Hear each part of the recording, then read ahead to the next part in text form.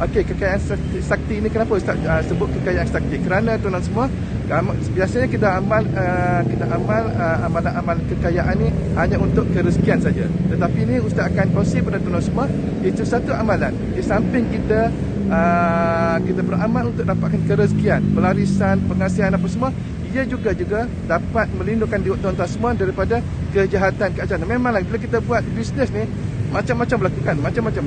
Ustaz pun tengok dalam online, ada orang PM pada Ustaz, ada orang WhatsApp, Telegram pada Ustaz beritahu tentang, ya Allah Ustaz, tolong Ustaz, kedai saya kadang-kadang orang tak datang, orang tak nampak apa semua. Jadi ini Ustaz nak kongsi kepada tuan semua itu, di samping kita mencari kekayaan, kita akan juga dapat perlindungan.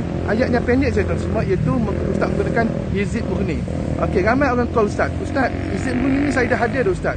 Tapi Ustaz tanya, hizib murni yang mana? Dia kata hizib murni yang Uwais Al-Qarni.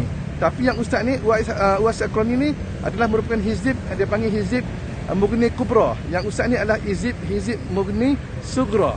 Yang pendek saja. Walaupun dia pendek, dia boleh meliputi semua sekali.